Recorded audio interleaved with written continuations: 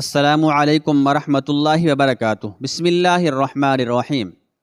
اسد شیرازی کے ایک خدمتگار نے کنیز سعدیہ کو دور سے اس مسجد کا پتہ بتا دیا اور خود غزنی واپس لوٹ آیا۔ سعدیہ عام سے کپڑوں اور گہری نقاب میں لپٹی ہوئی مسجد کے دروازے تک پہنچی اور پیش امام سے نظام شاہ کے بارے میں پوچھنے لگی۔ یہ بھی اسد شیرازی کے منصوبے کا ایک حصہ تھا کہ وہ کسی نہ کسی طرح اپنے معاملے میں پیش امام کو بھی گواہ بنا لے۔ یہ نظام شاہ کہاں رہتے ہیں؟ سعدیہ نے نقاب الٹتے ہوئے کہا۔ پیش امام نے ایک خوبصورت نامحرم خاتون کو اتنے قریب پا کر سر جھکا دیا اور مسجد کی طرف ہاتھ کا اشارہ کرتے ہوئے کہا، نظام شاہ مسجد کے ایک گوشے میں رہتا ہے۔ اس کے بعد پیش امام اپنے حجرے میں چلا گیا۔ سعدیہ نے اپنے چہرے پر نقاب ڈالی اور بڑے اعتماد کے ساتھ مسجد کے دروازے کی طرف بڑھی۔ پھر جیسے ہی اس نے مسجد کے اندر قدم رکھنے کی کوشش کی، آگ کی تیز لپٹوں نے اس کا راستہ روک لیا۔ سعدیہ گھبرا کر پیچھے ہٹ گئی۔ اسے یوں محسوس ہوا کہ مسجد کے دروازے سے لے کر صحن تک ایک تیز آگ بھڑک رہی ہے، مگر ایسی آگ جو انسانی آنکھ سے نظر نہیں آ رہی تھی۔ بس محسوس ہو رہا تھا کہ جیسے مسجد کے اندر تیز انگارے دہک رہے ہیں اور جن کے اثر سے پوری فضا ایک بھڑکتا ہوا نور بن کر رہ گئی ہے۔ سعدیہ نے دوسری بار مسجد کے دروازے میں داخل ہونے کی کوشش کی، مگر اس مرتبہ بھی اسے اپنے قدم واپس کھینچنے پڑے۔ اسے یوں محسوس ہوا کہ اگر وہ تیزی سے پیچھے نہیں لوٹی تو اس کا پورا چہرہ جھلس کر رہ جائے گا۔ اب سعدیہ پر شدید خوف و ہراس طاری ہو گیا تھا اور اس نے اندازہ کر لیا تھا کہ نظام شاہ کوئی معمولی انسان نہیں ہے اور یہ انہی کے جلال روحانی کا اثر ہے کہ اسے مسجد کے دروازے سے صحن تک ناقابل برداشت تپش محسوس ہو رہی ہے، ورنہ حقیقت میں دور دور تک آگ کا ہلکا سا نشان بھی موجود نہیں ہے۔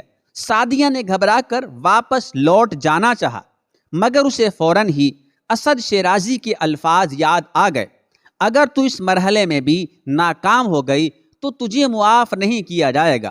سعدیہ ناقابل بیان دہشت اور اذیت میں مبتلا تھی۔ آج تک کبھی اسے ایسی پیچیدہ صورتحال کا سامنا نہیں کرنا پڑا تھا۔ نہ وہ پلٹ کر اپنے گھر واپس جا سکتی تھی کہ وہاں اسد شیرازی کی شمشیر بے نیام اس کے اور دوسرے اہل خانہ کے خون سے اپنی پیاس بجھانے کے لیے بے چین تھی، اور نہ وہ کامیابی حاصل کرنے کے لیے مسجد کے اندر داخل ہو سکتی تھی کہ وہاں ایک نادیدہ آگ اپنی پوری ہولناکیوں کے ساتھ بھڑک رہی تھی۔ جب سعدیہ کی سمجھ میں کچھ نہیں آیا تو وہ بہتے ہوئے آنسوؤں کے ساتھ چیخ چیخ کر کہنے لگی، نظام شاہ، میں غلامی کی زنجیروں میں جکڑی ہوئی ایک مجبور عورت ہوں۔ خدا کے واسطے مجھے چند لمحوں کے لیے مسجد کے اندر آ کر اپنی صفائی پیش کرنے کا ایک موقع عنایت فرما دیجیے، پھر میں زندگی کے مقتل کی طرف واپس چلی جاؤں گی۔ جیسے ہی سعدیہ کی زبان سے یہ الفاظ ادا ہوئے، اسے محسوس ہوا کہ جیسے نادیدہ آگ کی تپش یکسر ختم ہو گئی ہو۔ اس کے ساتھ ہی سعدیہ کو یہ احساس بھی ہوا کہ یکا یک بازوئے قاتل ٹھہر گیا ہو اور اسے کچھ دیر کے لیے زندگی کے سائے میں امان مل گئی ہو۔ سعدیہ تیزی سے مسجد کے دروازے میں داخل ہوئی اور صحن عبور کر کے اس جگہ پہنچی جہاں نظام شاہ اپنے بوسیدہ کمبل پر بیٹھے ہوئے آنے والی عورت کا انتظار کر رہے تھے۔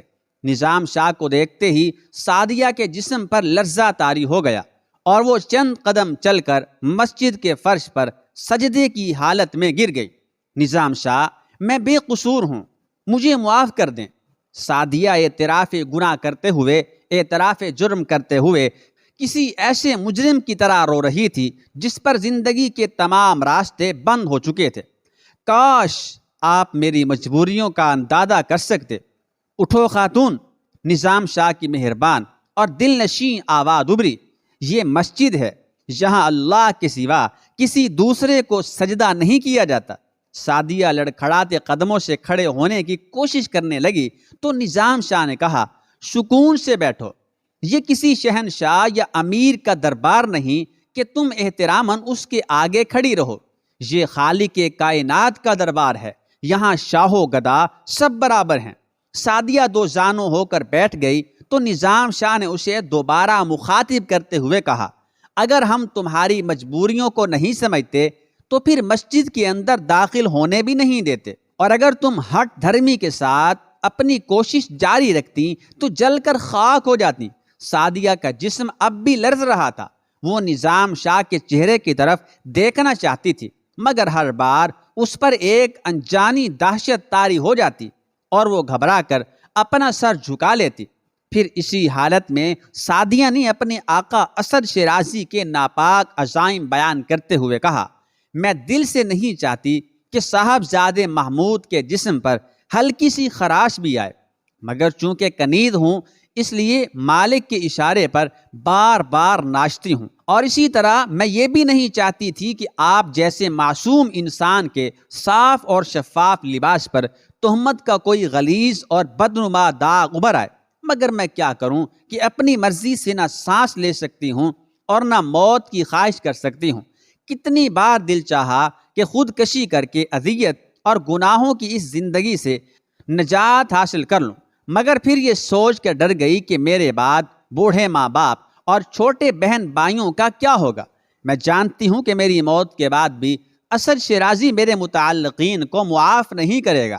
میں یہ بھی جانتی ہوں کہ ناکام واپسی کے بعد قصر شاہی میں عذاب ناک موت میری منتظر ہوگی۔ پھر میں کہاں جاؤں نظام شاہ، کہاں جاؤں؟ مجھے دور تک کوئی راستہ نظر نہیں آتا۔ یہ کہہ کر کنیز سعدیہ کسی بچے کی طرح رونے لگی۔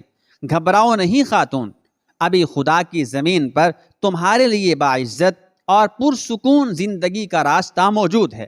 نظام شاہ نے اسی مہربان اور دل نشیں لہجے میں سعدیہ کو مخاطب کرتے ہوئے کہا، تم اپنے دل سے آتش پرستی کے بت کو نکال کر پھینک دو، پھر تمہیں اسد شیرازی جیسے بھیڑیے کوئی ضرر نہیں پہنچا سکیں گے، کوئی نقصان نہیں پہنچا سکیں گے۔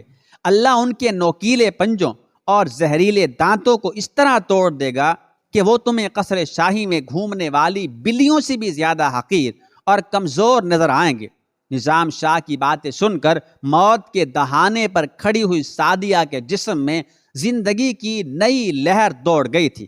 اس نے گھبرا کر ایک بار پھر نظام شاہ کی طرف دیکھا، کیا ایسا ہی ہوگا؟ ہاں ایسا ہی ہوگا، نظام شاہ نے پرجلال لہجے میں کہا۔ اللہ اپنے پکارنے والوں کو درندوں کے نرغے میں بے یار و مددگار نہیں چھوڑ دیتا۔ پھر اس کے بعد سعدیہ نظام شاہ کی دعاؤں کے سائے میں قصر شاہی واپس چلی گئی، اور اس نے اسد شیرازی کو صاف صاف بتا دیا کہ وہ نادیدہ آگ بھڑکنے کے سبب مسجد کے اندر داخل نہیں ہو سکی۔